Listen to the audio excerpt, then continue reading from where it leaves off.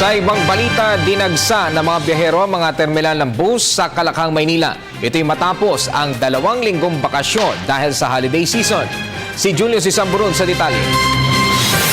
Dagsa na ang mga pasahero sa iba't ibang terminal ng bus sa Kalakhang, Maynila matapos ang mahabang bakasyon simula noong Pasko hanggang bagong taon. Sa pagsisimula ng unang work week sa taong 2015, nagsimula na namang magsikip ang ilang pangunahing kalsada dahil sa dami ng mga kababayan nating nag-uuwian.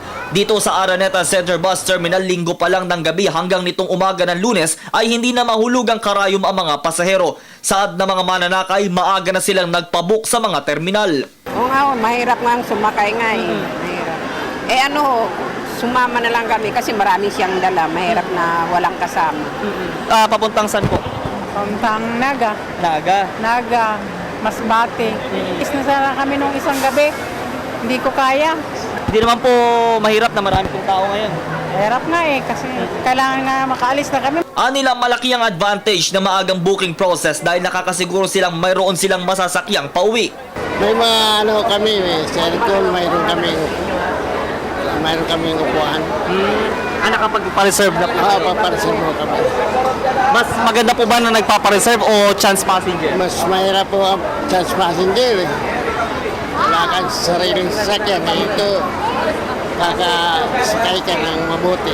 Ayon sa ilang dispatcher ng bus, punuan na ang kanilang mga unit mapagaling sa Maynila o probinsya. So expected po ninyo hanggang kailan? Hanggang Martes sa advance booking namin, maganda pa. Pero ngayon, pares ng mga Christmas, punuan pa rin. Hanggang alas 9, fully book kami. Hanggang fully book. Itong mga nag-uuwian ngayon, mga advance booking. Pagdating ng peak season, puro paalis na lang.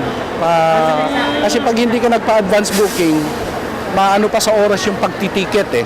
Ayon naman sa isang driver ng bus patungong Sorsogon, bago siya bumiyahe ay kailangan may sapat siyang tulog at nakakondisyon. Ay, kung sa pagtulog po, 3 naman kami dito eh. Ay kapalaging kompleto ang tulog. Ay, siyempre, dapat sumunod ka po. Gawa ng siyempre pasero ang dala mo. Na dapat talaga mag-ingat din. Opo.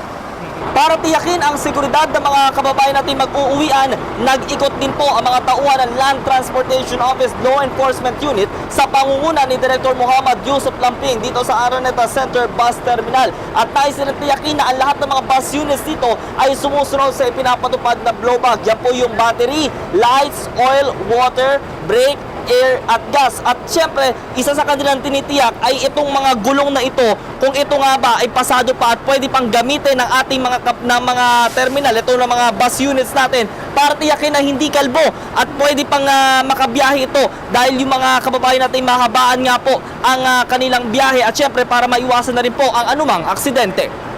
Yung roadworthiness ng bus, sinicheck natin yung gulong, napaka-importante yung gulong, wiper, signal light, brake light, tail lights, yung seatbelt of course. And then kasama na dyan yung prangkisa ng bus, sa bibiyahe pati yung driver license ng bibiyahe para dun sa road safety ng ating mga kababayan. And then Julius, I would like to inform the public na since December po up to nung katapusan ng December itong 2014 ay napakarami na po tayong na-inspeksyon ng mga bus pabiyaheng pa-norte, pa-south, tuloy-tuloy po yung LTO, DOTC, Law Enforcement, Serbisyo Publiko po. Paalala nila sa mga pasahero, huwag nang magdala ng sobra-sobrang bagahe upang hindi magsanhi ng overloading at makaabala sa iba pang mga pasahero. Para sa Telebisyon ng Bayan, ako si Julius Isamburon.